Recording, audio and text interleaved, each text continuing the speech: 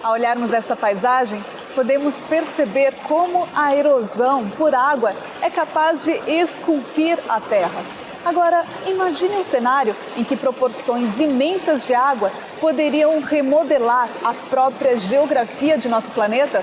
No episódio de hoje, que evidências há de que uma grande catástrofe teria realmente ocorrido na história da Terra?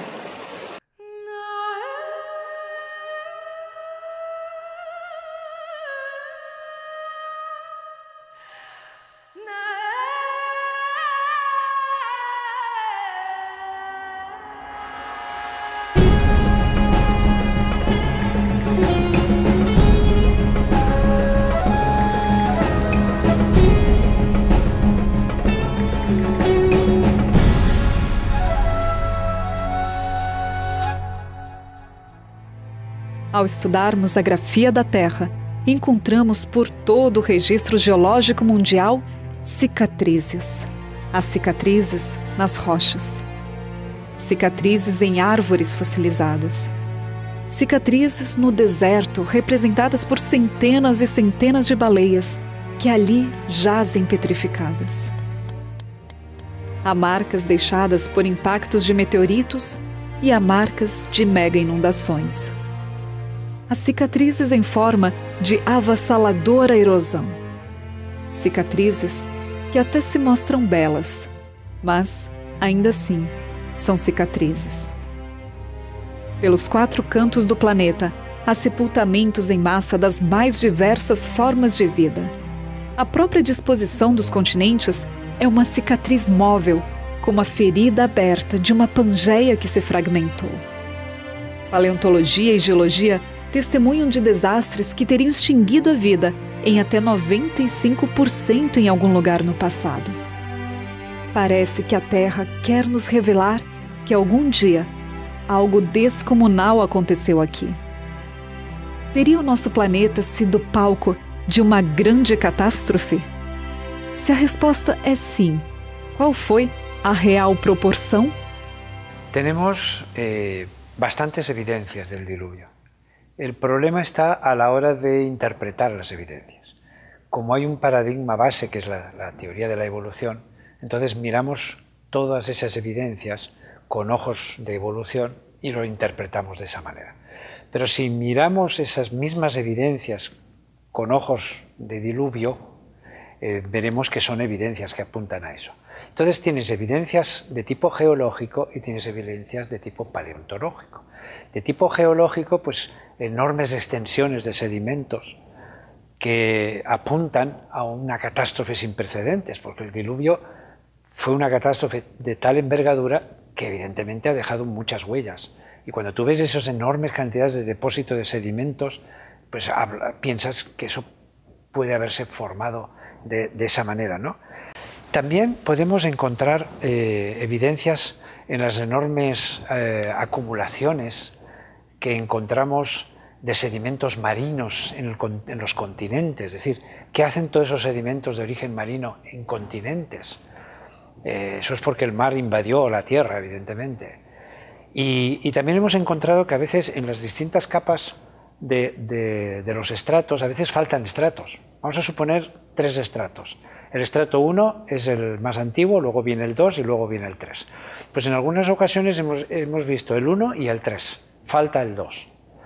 Pero falta el 2 de una forma limpia, porque según la evolución, evidentemente después de la 1 vino la 2, luego de la 2 se erosionó y vino la 3. Entonces entre la 1 y la 3 tendríamos que encontrar pruebas de erosión a gran escala. Pues no hay esas pruebas de erosión como esperaríamos encontrar. Hay algún vestigio de erosión, pero no es lo esperado para un periodo de tantos millones de años, porque a veces esos huecos pueden ser de más de 100 millones de años, lo que falta. Entonces, para periodos tan grandes de erosión tendríamos que ver muchas evidencias de erosión que no las encontramos. Y por otro lado están las evidencias paleontológicas de los fósiles, ¿no? 5 grandes extinciones de animales que se han desaparecido, cientos, miles de especies que desaparecieron en momentos muy puntuales. Eso es favorable a un diluvio. Y luego hemos encontrado enormes cantidades de fósiles acumulados, amontonados en lugar, como que fueron arrastrados por el agua y sepultados en esa zona.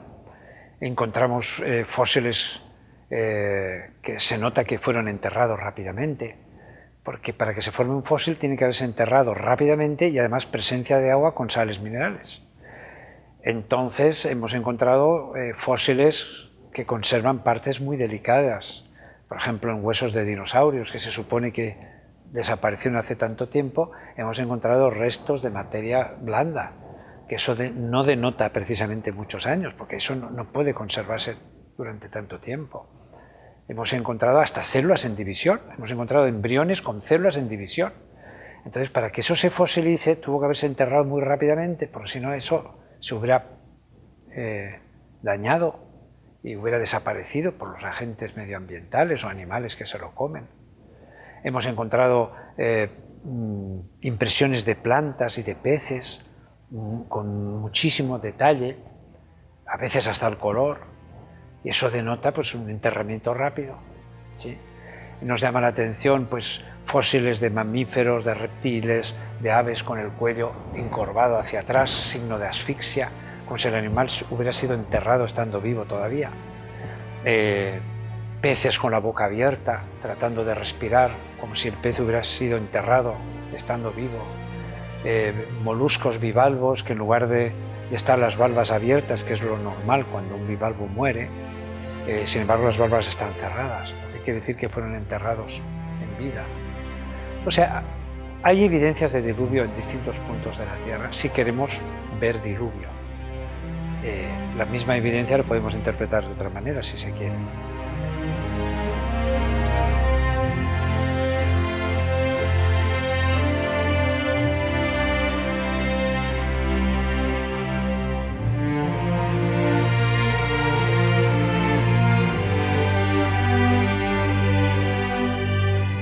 In the standard geological model, you have an Earth developing by the accretion, lots of different pieces of rocks in the solar system all getting together and forming the Earth.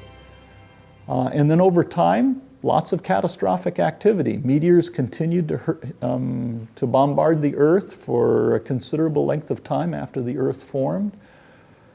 The geologic record that has fossils in it has lots of examples of catastrophe. The standard picture of how the dinosaurs went extinct is somehow related to a meteor impact. It's not the only theory, but it's one possible theory. And other catastrophic events, flood activities, volcanic activities, earthquakes, plate tectonic activities. So there's plenty of examples of catastrophic activities on the Earth.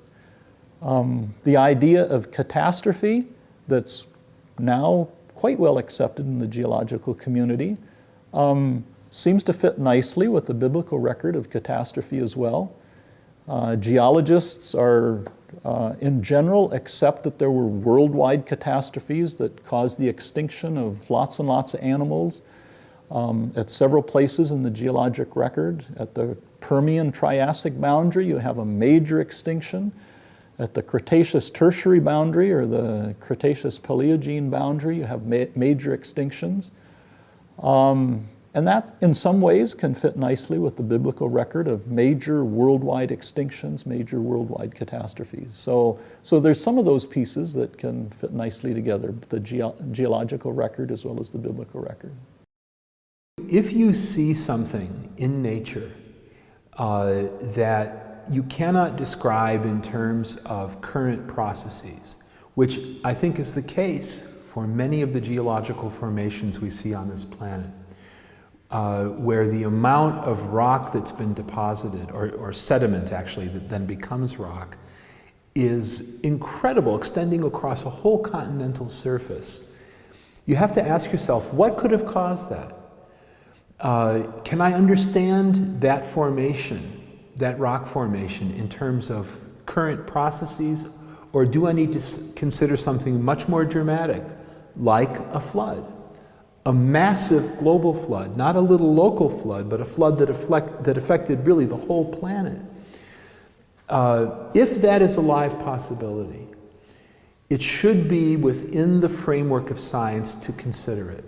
And I think, again, if you think about science not as looking for one certain kind of answer, but trying to find the best answer in light of all that we know, I want my understanding of Earth history to be open to the possibility of a global flood if the evidence is there.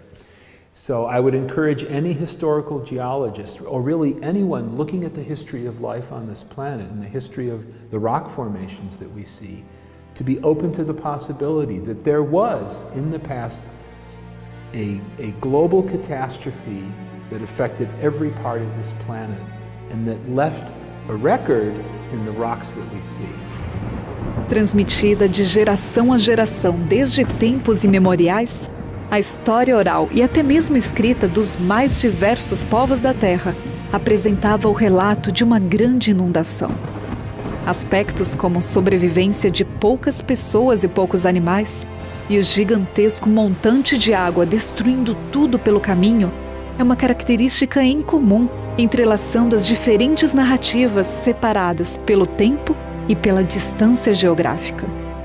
Estas referências se encontram em quase todas as culturas nativas do mundo, das Américas ao Oriente Médio, África e Ásia, e também em isoladas ilhas do Pacífico e até em tribos aborígenes na Austrália. Teria sido então a memória coletiva de um singular e histórico evento de proporções inéditas? E se fossem inspirados em inundações locais, como alguns sugerem, como contrastar o que a geologia e a paleontologia descortinam como escala global? Como é que nós aprendemos sobre a civilização maia? Através de relatos em outros povos sobre a civilização maia.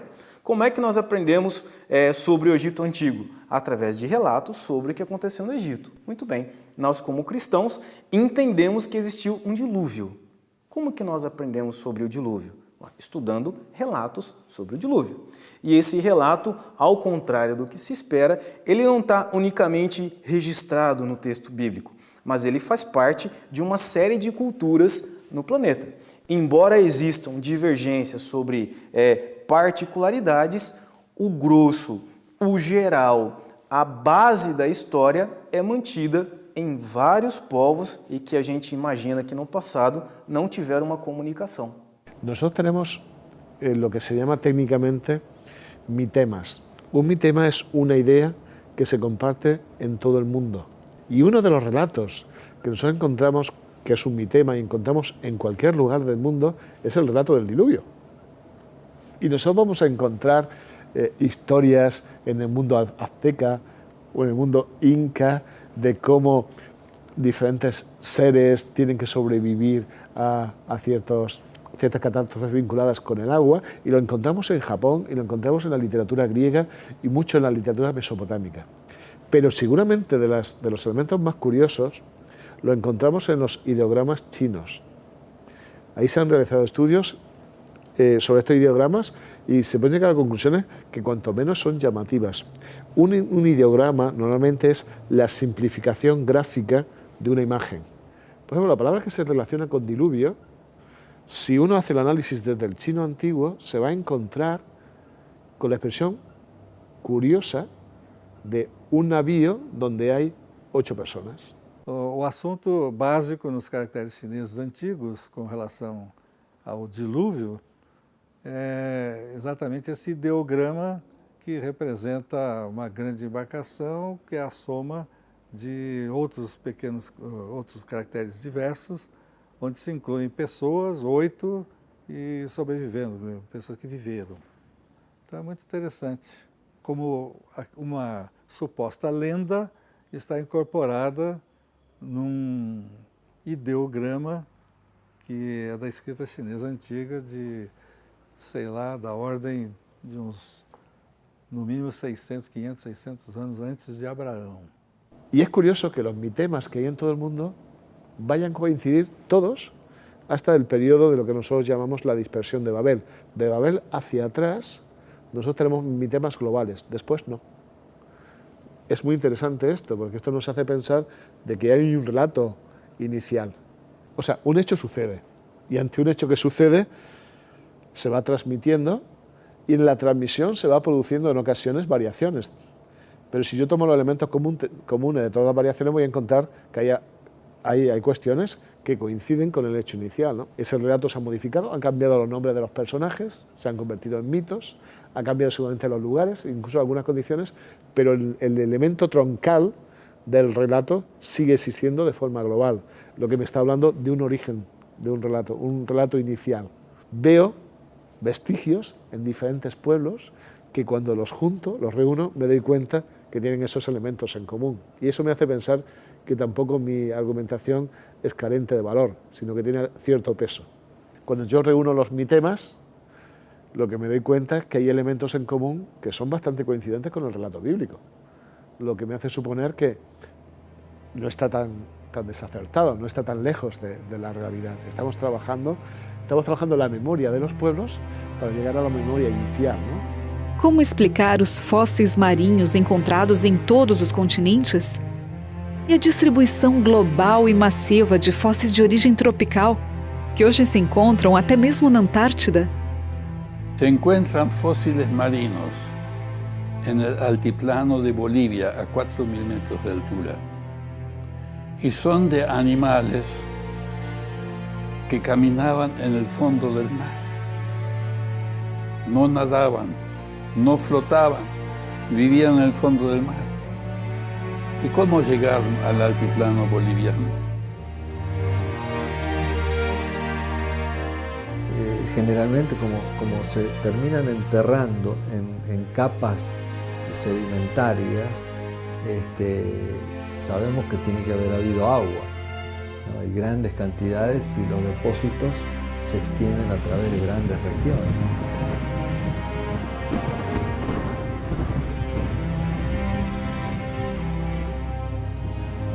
I think the Grand Canyon is one of the best places in the world to go see evidences of Noah's flood. When we go deep in the Grand Canyon, we see this boundary between rocks that have no fossils in them and all of a sudden rocks that have an amazing number of fossils in them, all different kinds of fossils. That contact is called the Great Unconformity, and it's actually an erosional surface that goes around the world. It's called the Great Unconformity because we can see it in every single continent, not just here in North America, but South America, Europe, Asia, all over the world. We think that marks the boundary where the flood began. Genesis 7:11 says the fountains of the great deep broke open, and we believe that large tsunamis and other things came on top of the continents, scouring the continents. And then sediments, marine sediments, began to be deposited on top of that. And so when I go to the Grand Canyon, I look at the Great Unconformity and see just amazing evidence for the erosion that took place all over the world.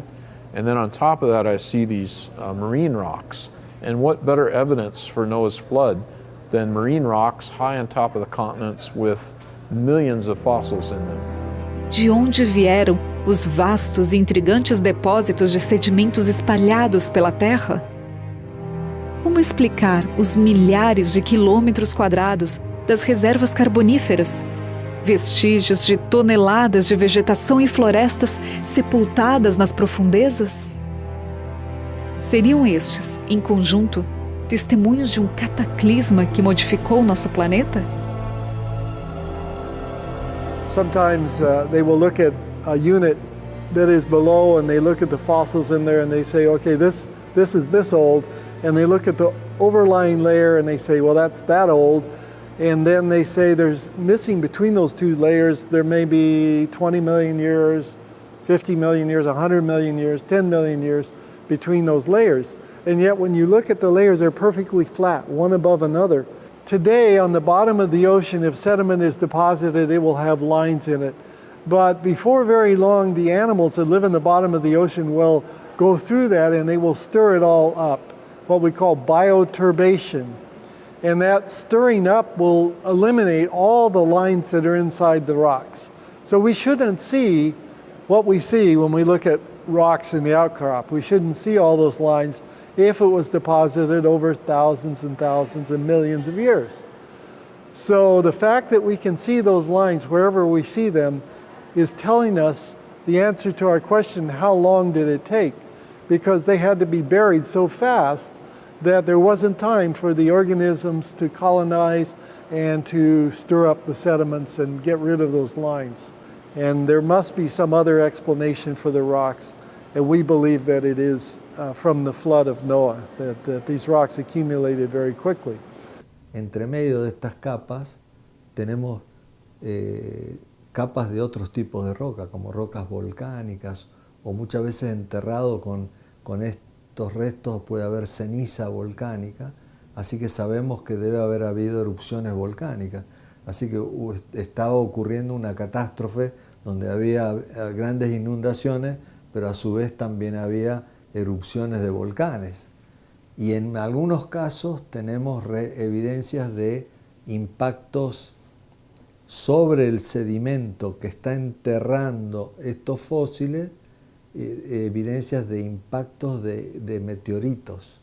Tenemos 3 eventos muy catastróficos, grandes inundaciones, tenemos erupciones volcánicas y tenemos impactos de asteroides, algunos muy grandes que dejaron cráteres de cientos de quilômetros de diâmetro. Então, todo esse conjunto de fenômenos globais, grandes meteoritos, mega tsunamis, mortandade em massa, tudo isso parece apontar para uma catástrofe geológica de proporções globais que explicaria de maneira muito mais adequada, usando conhecimento científico e outros conhecimentos fidedignos para construir um quadro o mais realista possível da própria coluna geológica.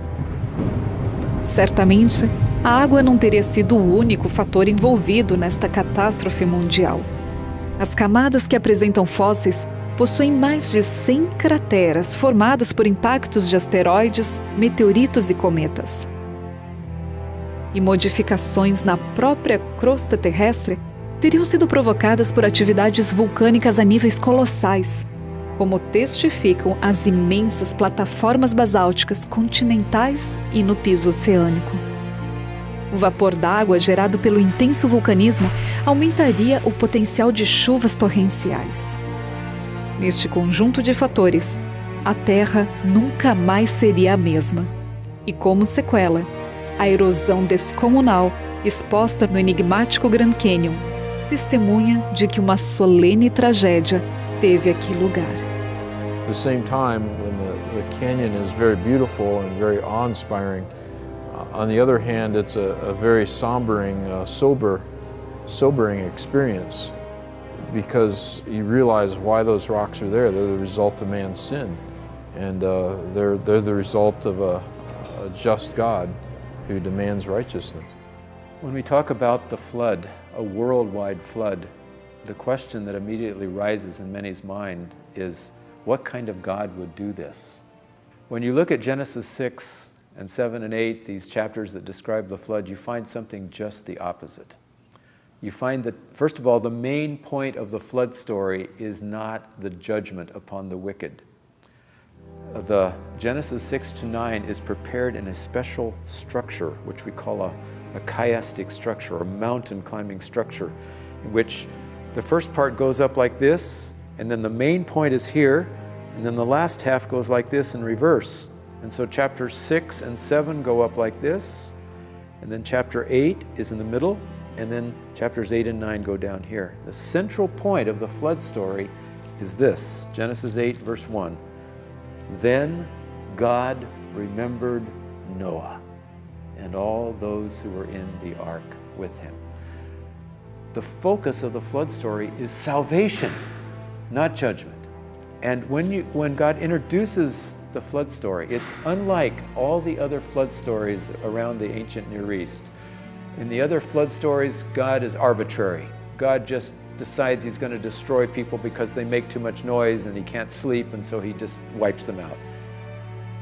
Genesis tells us in many verses why God is bringing the flood. It's because of the terrible wickedness. And he has given them a probationary period of 120 years, and Noah has been preaching. He's a preacher of righteousness. He's been pleading with them to turn back away from their idols and turn back to the true God. And instead, they become even more wicked. And it describes using language of their being violent. It's the word Hamas, which is the same word as this group over in the Middle East that's called Hamas. It's a group of violence. And then it says the world became corrupt, and the people became corrupt. And so then God says, I'm going to go down and I'm going to look and I'm going to see. Now, God doesn't need his glasses to look. He doesn't need to come close. He doesn't have myopia. But it shows that he is examining carefully. He's not wanting to do something just arbitrarily. He's observing the evidence. He's not wanting to bring the flood if there is any hope that he can avoid that. I believe if Noah had preached and people had repented and they couldn't have fit on the ark, God would have called off the flood. God wasn't interested in killing people. He was interested in saving people. But the people chose corruption. The word for destroy in Hebrew is the same word as corrupt. It's just a stronger version of it. And so God is basically saying, I'm going to give you what you choose. You choose corruption, then I will give you full corruption. But what's going on in God's heart? He didn't want his people to have to suffer, to die. He longed for them to accept him. So he was grieved in his heart. He was sorry that he had made them. It's a picture of a God, of a father weeping over his children who have chosen the way of corruption. And so even as we see the judgment upon sin, God giving the people what they chose, we have to see the picture of a God whose heart is breaking at the same time.